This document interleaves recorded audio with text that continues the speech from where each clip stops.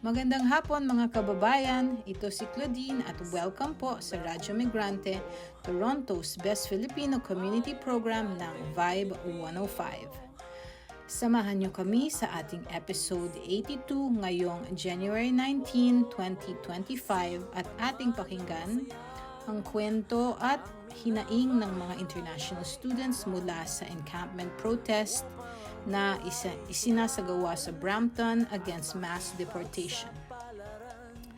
Pero bago yan, pakinggan natin ang naganap na poetry reading sa Thompson Memorial Park sa Scarborough noong August 2024. Ang poetry reading na ito ay inorganisa ng Migrante Scarborough in partnership with parkpeople.ca, Pata Canada at Akdaan. Dinaluhan ito ng ating mga kababayan at dito nagbahagi sila ng mga tula tungkol sa mga karanasan nila bilang isang migrante. Medyo madami yung mga tulang binigkas dito sa poetry reading, pero ito yung mga title at manunulat ng mga maririnig nyong tula ngayon.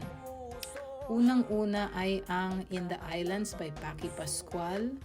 Sumunod ay Ano ang Dala Mo ni Paulina Balisi Corpus. Tapos nito ay ang tula na sinulat ni Jose Maria Sison, Sometimes the Heart Yearns for Mangoes. At ang huli ay isa na namang tula ni Paulina Balisi Corpus, Panambitan sa Malayong Silangan o Weeping from a Distant Shore. At sa buntot ng mga tula ay isang awitin mula kay Danny Fabella na pinamagatan na Di Pangkaraniwa at tinugtog ni Louie Quiano. Pakinggan po natin. Ang Akdaan 1 ay libro na inspired ni Bienvenido Lombera, ang national artist natin sa literature. Ito ay naglalagay ng mga tula. Ang thematic kasi ang Akdaan. So, ang first theme natin is human rights. Sabay-sabay natin yung title. Okay. Ang title ito. Inday. Sabay-sabay lang yung title. 1, 2, 3. In the Islands. In the islands where I came from, where the sun burns like toxic cakes, and the moon decays like gangrene. We gather dead fish by breakwater rocks, murdered by cyanide barrels, and then we boil them with weed black with soot from the swamps, flavored by bittersweet crackling down on our faces like blood. That is lunch for a family of 6, the last meals of the first days of the rest of our lives, and then we thank God. In the islands where I came from, where birds fly in joy along murky skies, because no one could afford to imprison them in golden cages. We behead chickens with rusty kitchen knives and cook every little bit of their malnourished body, boil them on acid rainwater, head, flesh, entrails, feet, even blood is caked and cubed and barbecued. That is dinner for a family of 6, the last suppers of the first days of the rest of our lives. And then we thank God. In the islands where I came from, where roads have no exit signs, only entryways, and houses have no doors, only windows. Dog roam the streets like bullfrogs on daylight and fireflies at dusk. They signal the coming of the storm, pacify ghosts that disturb the living, and body search suspicious strangers. They patiently wait for leftovers of poisoned sweat. And that is food for our dogs. They swallow disgraces with us, with obedient hearts, and then they wag their tails to thank God. In the islands where I came from, we die in thousands, 6 months a year. Typhoons devour our neighbor, Wars kill our friends. Earthquakes crush our houses of rattan wicks and bamboo sticks. Each flood sweeps our 12-month dreams away. In the islands where I came from, we weep and weep and weep for 10 months of misfortune.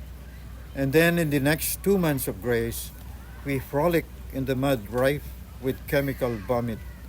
We laugh with grasshoppers, drunk with caffeine. We chase bullfrogs, dazed with nicotine under a shade of nitrogen clouds. In the islands where I came from, we die and live every day, live and die every night, die and live again and again. And then, in the morning of our lives, we get up and breathe the new air. And then we thank God as we head out the door and dance like butterflies with 1 foot and 700 hearts and wings as huge as the blue sky. In the islands where I came from. Ang susunod nating tutula ay si Ani ng Radyo Migrante. Ang napili ko pong tula ay Ano ang Dala Mo? Tungkol siya sa mga nanay. Kasi lahat tayo dito parang karamihan babae at mga ina. Sinulat ni Paulina T. Balisi noong 2018. Ano ang dala mo? Ang dala ko ay pagiging ina. Ang pasanin ng pagiging ina, isang makatarungang ina. Isang inang lumalaban para sa kinabukasan ng mga anak. Dala ko ang hamon ng pagiging ina sa mundo ng teknolohiya. Isang inang lumalaban para sa karapatang pantao. Isang inang nakikibaka para sa karapatan sa edukasyon. Isang inang nakikibakang magandang trabaho para sa klima at kagalingan ng ating mundo. Maraming hamon ng pagiging ina. Ang pakikibaka bilang babae sa lipunang dominado ng kalalakihan. Ang pangalagaan ng kinabukasan ng mga anak. May takot akong hindi sapat ang aking kakayanan para matulungan ko ang aking mga anak upang mabuhay bilang mabuting tao, makatarungang tao, may respeto at magpasalamat sa pinanggalingan. Pinalaki ako ng aking mga magulang na may pagpapahalaga, sa patas na karapatan at respeto sa bawat isa. Tunuruan ako sa lahat ng gawain, panlalaki o pambabae, ayon sa aking kakayahan. Iyan ang pamana sa akin. Ang aking ina na abante sa kanyang pananaw. Sa panahon ng babae ay di pinag-aaral o pinagtatrabaho. Siya ay nagsusumikap pag-aralin ang sarili at tumulong sa pagpapaaral ng mga kapatid. Dala ko ang pagiging ina. Hindi lamang dahil sa sarili kong mga anak, kundi sa lahat ng mga anak. Interpretation ko po dito sa tulang sinulat ni Paulina.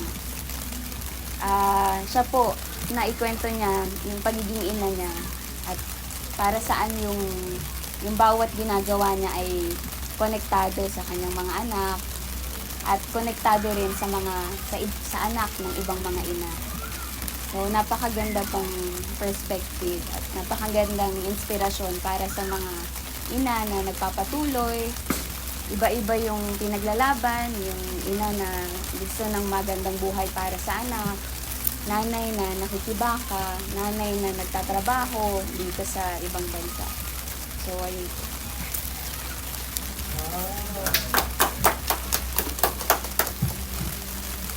Maraming salamat, Ani. Natataon talaga. Thank you. Ang susunod nating magbabahagi ng tula ay si Will Madelo.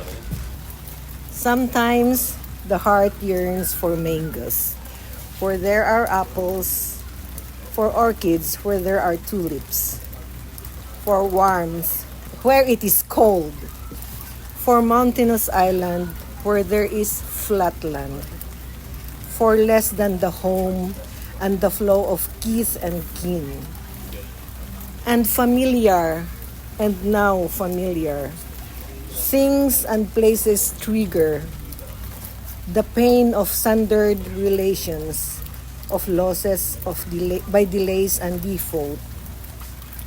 Direct dialing, fax machine, computers, computer desk and video cassettes, and visitors on jumbo jets fail to close the gap between the rehearsed appearances and the unrehearsed life at home that make a strange land lovable.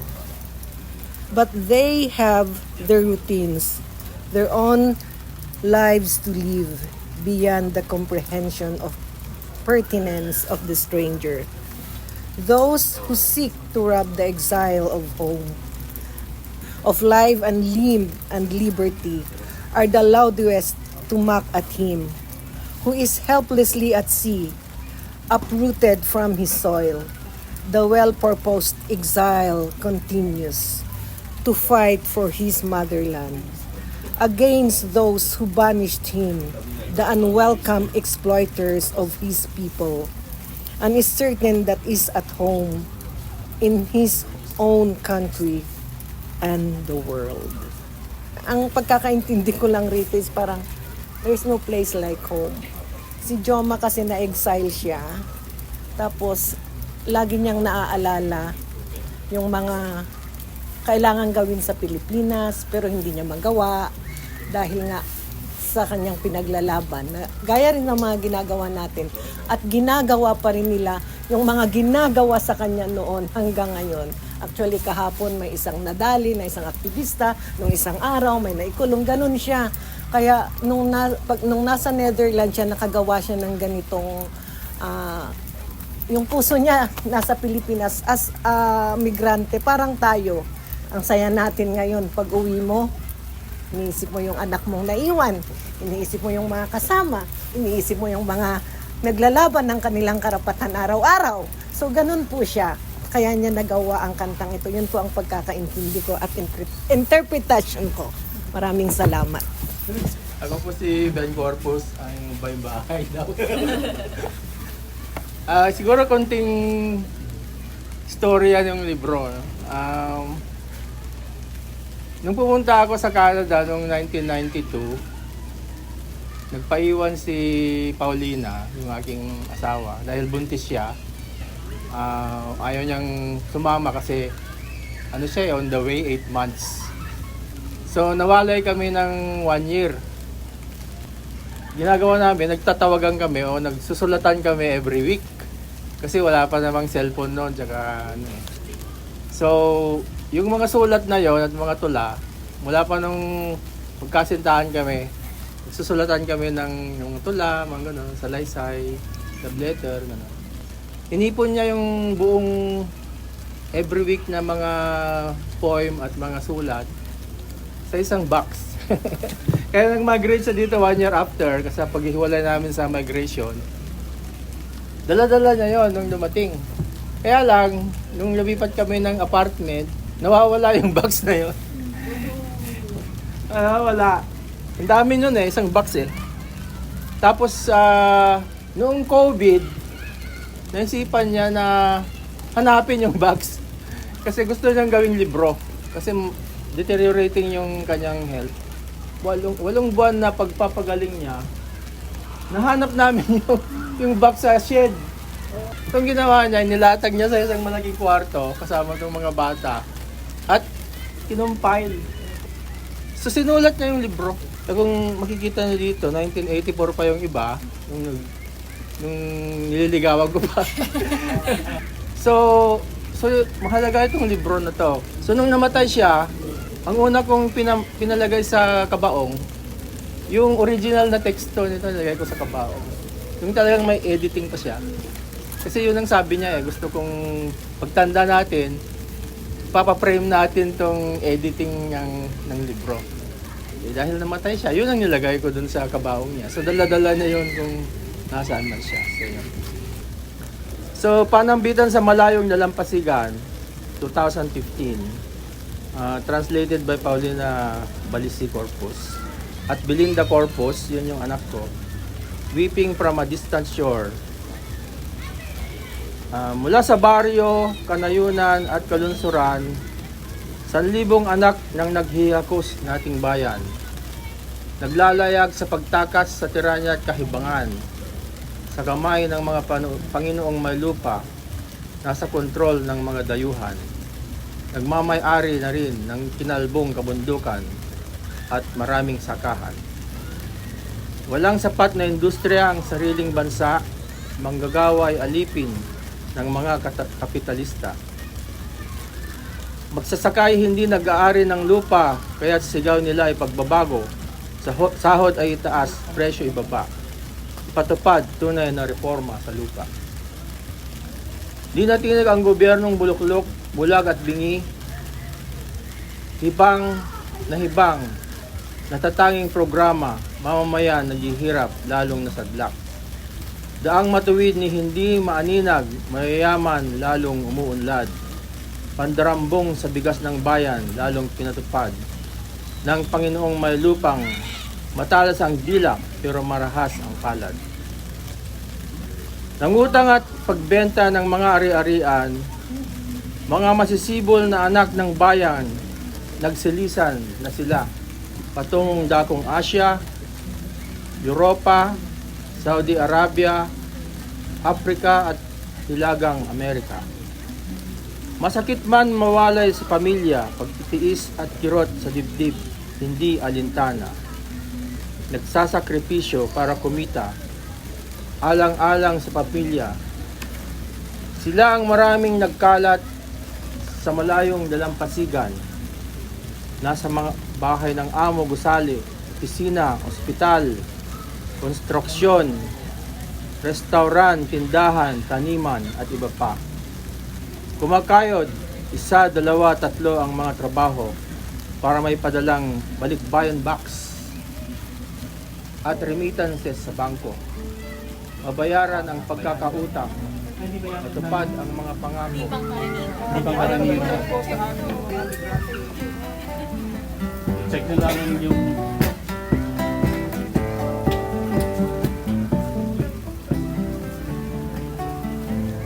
kahanga-hanga kayo ng saging dahil sa pagsisilbi. Kayo ng ligaya ay nasa likid ng bawat lupa-kapi. Walang hinahanap at ikala, kundi lang makita bayan ay malaya. Walang tumas, walang kaya.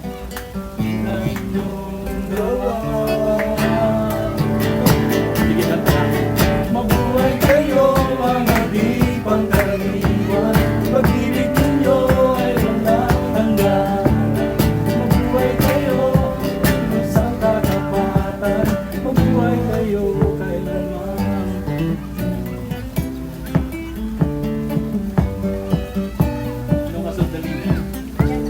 Kahanga-hanga kayong bumabago sa lipunan at sa mundo. Akala nyo ay mananatili at di maitatanggi. Sa bawat kainan ng kasaysayan, ilong na ay, Joanna! Yan naman alaga, mabigan ninyong gawa. Mabuhay kayo mga di pangkaraniwan, pag-ibig ninyo ay walang hangganan. Mabuhay kayo yung sa katapatan, mabuhay kayo kailanman.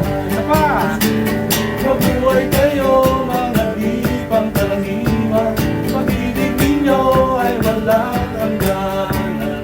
Mabuhay kayo yung sa katapatan, mabuhay kayo. Mabuhay kayo, mabuhay kayo kailanman. Mabuhay! Patuloy po kayong nakikinig sa Radyo Migrante dito sa Toronto's Best Filipino Community Program ng Vibe 105. Kayo'y nakikinig nakikinig sa Radyo Migrante. Ako si Claudine at sa ating Pinoy Tayo segment o Pinoy Talakayan at Usapan, dito natin mapakikinggan ang talambuhay ng mga migrant workers, international students at iba pa. Para sa ating featured interview, we will hear from former international students with Naujawan Support Network, sina Gurkirat Kaur at Novjot Salaria. They are two of the many students facing deportation and marking the 140th day of their 24/7 encampment protest in Brampton.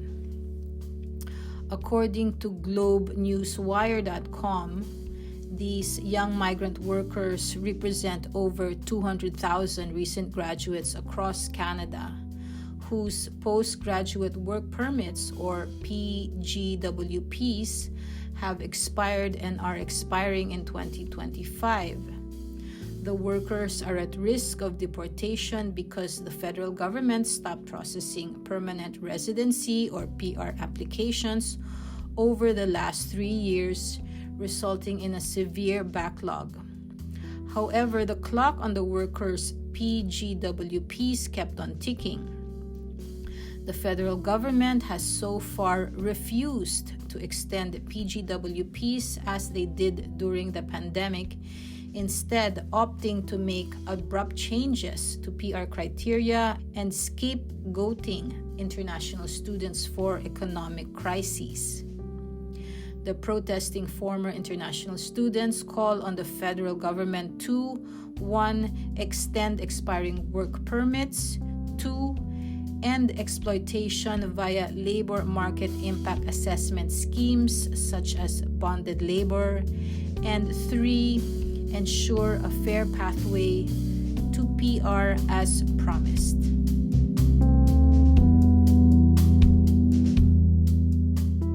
So, what's your name and your organization?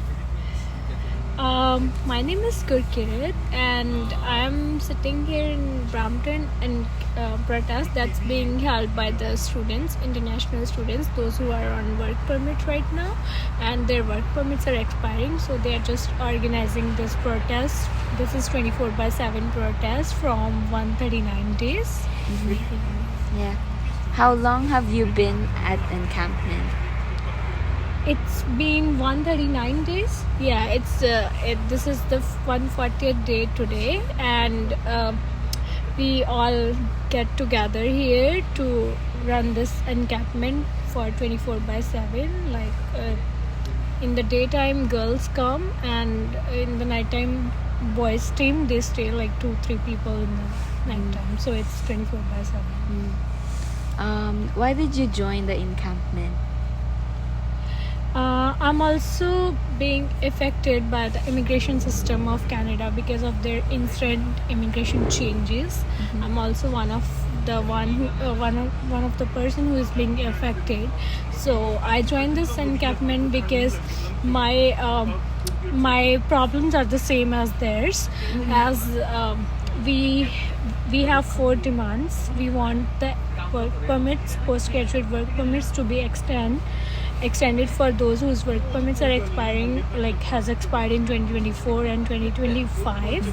So because of the immigration system changes, like they had stopped the express entry stream for some time, like for 2 years and 8 months, and then they resumed the draws with higher cutoffs, and then other provisional nomination programs, they were also stopped. Like earlier the requirements were different, they needed people in different skill trades, but right now they have changed their priorities to healthcare or to truck drivers or to construction workers.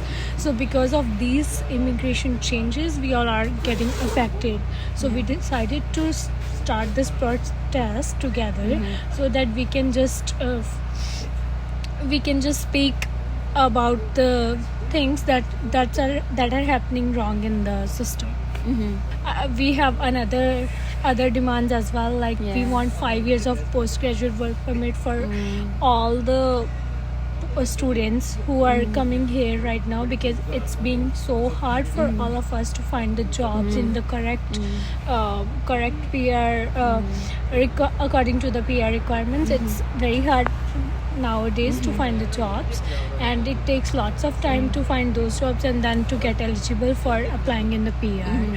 And also we want fair PR pathways, because of their instant immigration changes.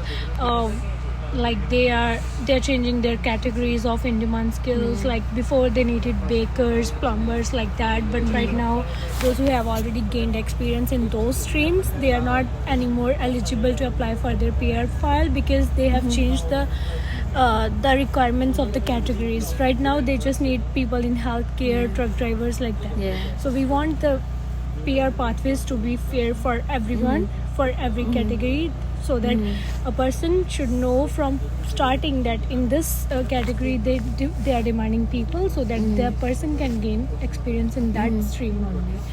And also we want to stop the LMIA based exploitation. It's like if a person has few points lesser than 500, as the cutoff is above 500 right now, so with the LMIE thing, that person can get 50 more points and get eligible to apply for the PR. But those 50 points can only be gotten through the LMIE. That LMIE is given by the employer, and employer is misusing it.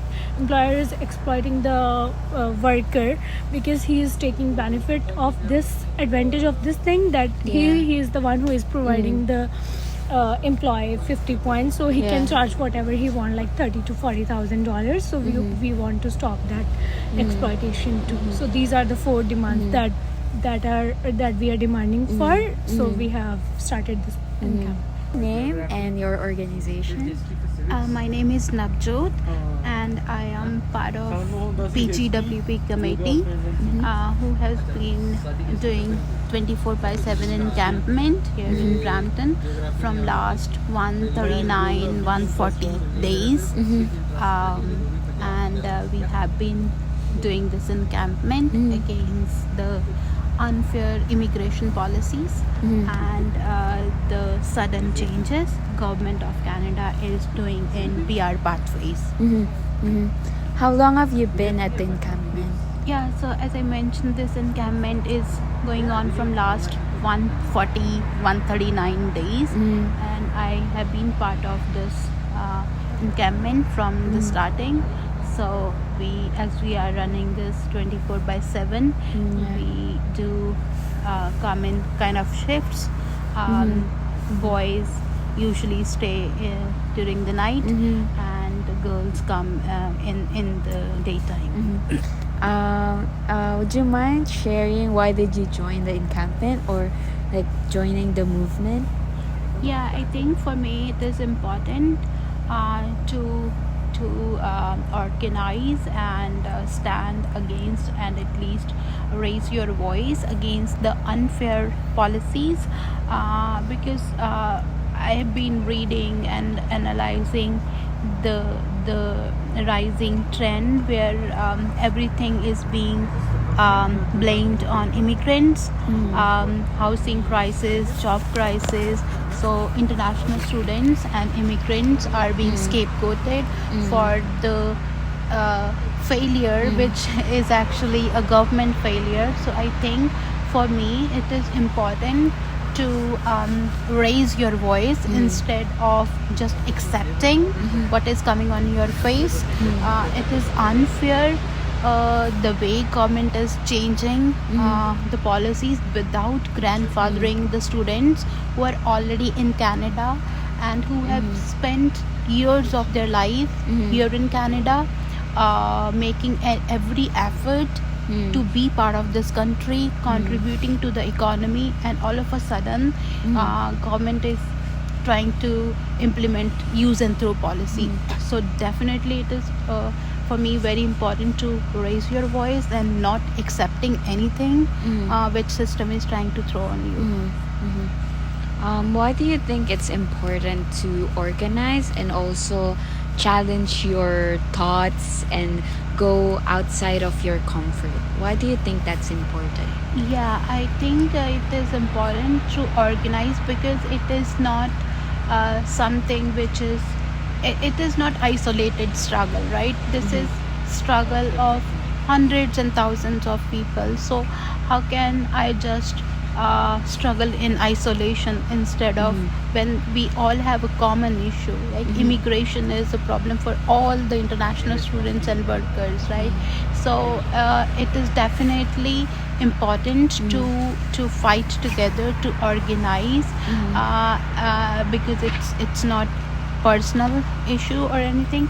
And as I think it is also important to understand that it looks on the surface that issue is the immigration issue, but it's not actually the immigration issue. There's larger aspect to that, and this is actually also connected to the struggle of working class people, right? So today they are scapegoating immigrants because they are the most vulnerable.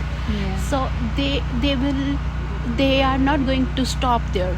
They are going to come after you once this immigration issue is done. Then they will come after to another set of working class people, then another set of working class people. So immigrants are who are immigrants? They are working class people, right? So it is the fight of working class people. So we have to understand that link, that there is no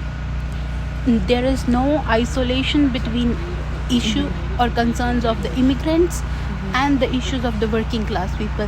We all are struggling for the same thing.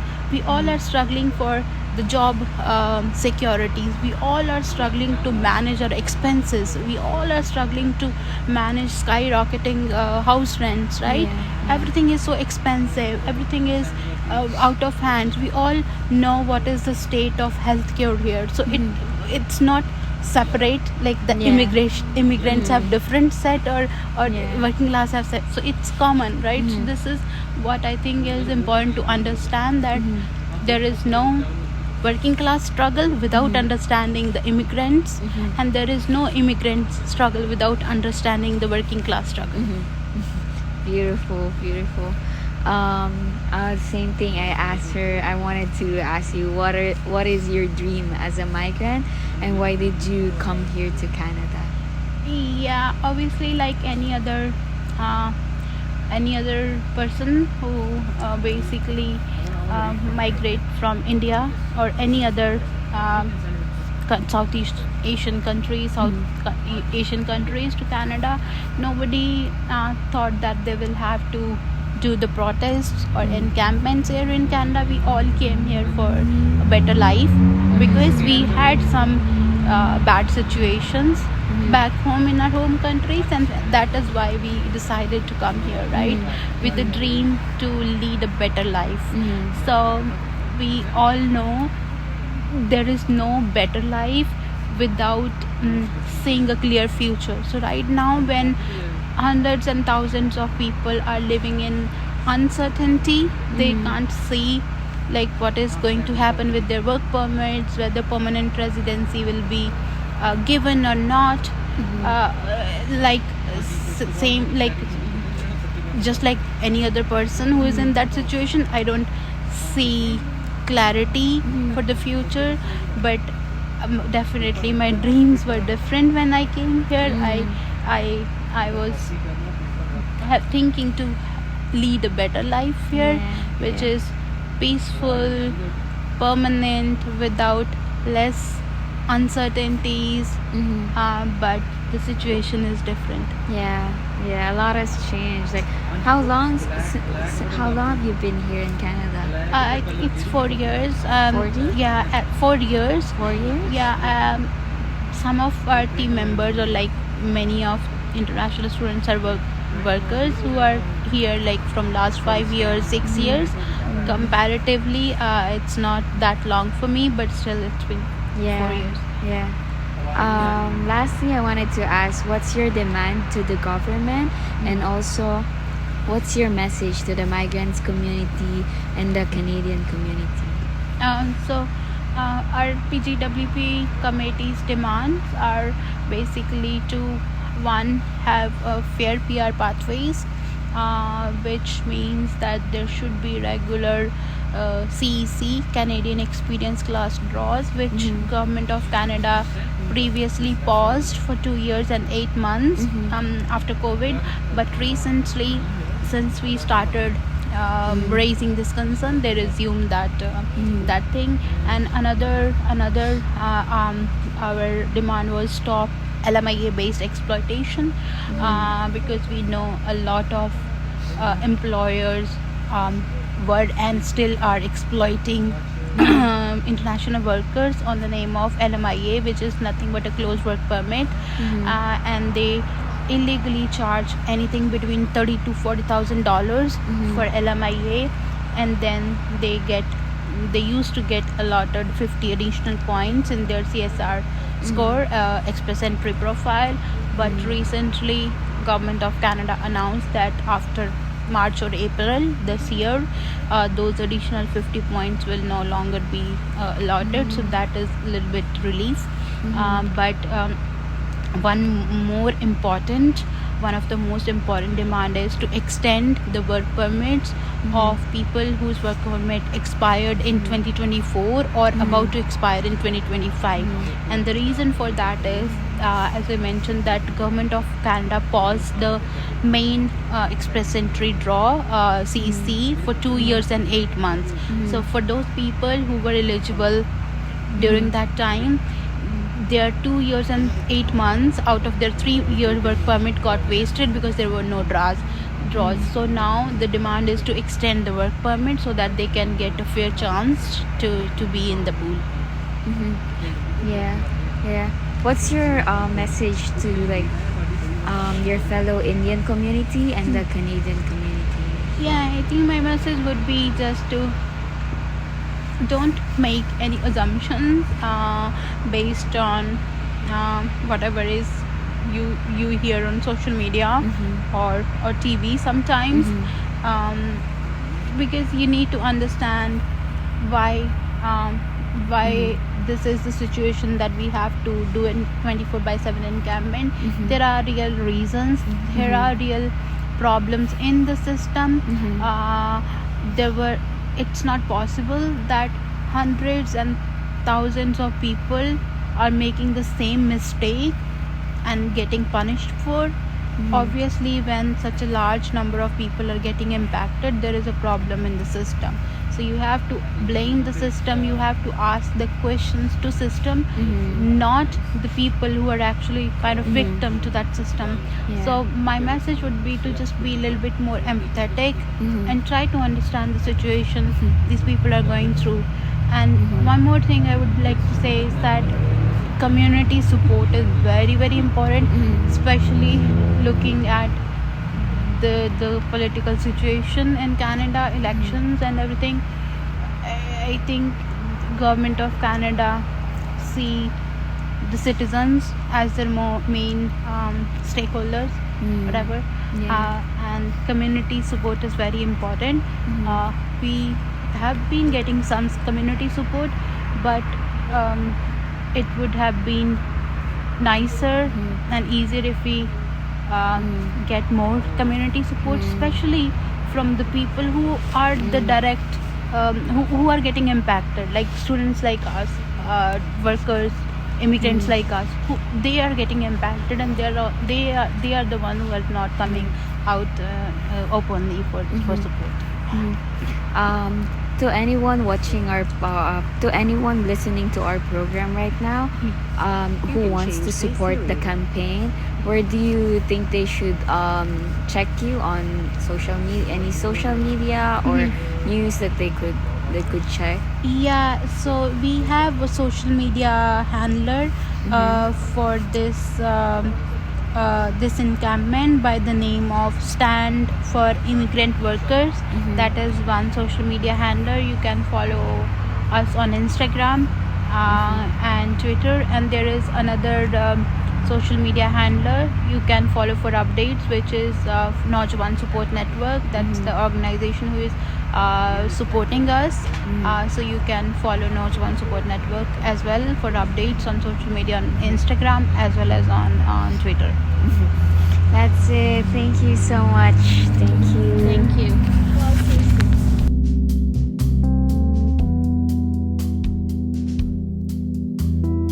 Maraming salamat sa patuloy na pagsubaybay at maraming salamat din kina Gurkirat Kaur at Nobjov Salaria sa pag-share ng kanilang perspective sa ating Pinoy Talakayan at Usapan o Pinoy Tayo. Nakikinig kayo dito lamang sa Radyo Migrante ng Vibe 105. At para sa ating community announcements, Immigration Trends Session and Community Forum. Ito ay magaganap sa January 25, 2025 sa Scarborough Center for Healthy Communities, 620 Markham Road.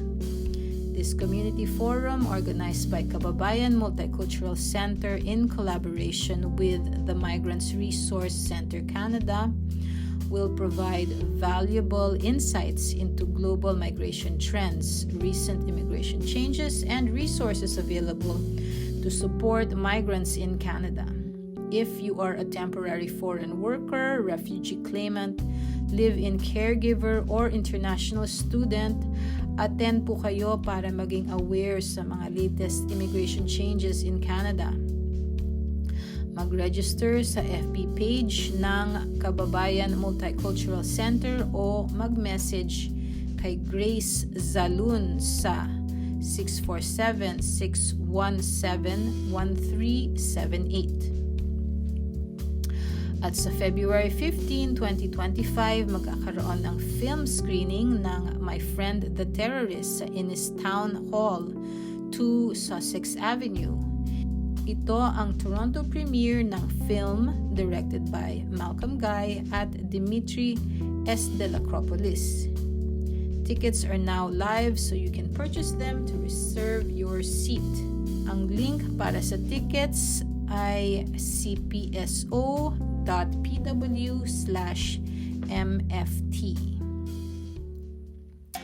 At dito nagtatapos ang isa na namang makabuluhang episode ng Radyo Migrante.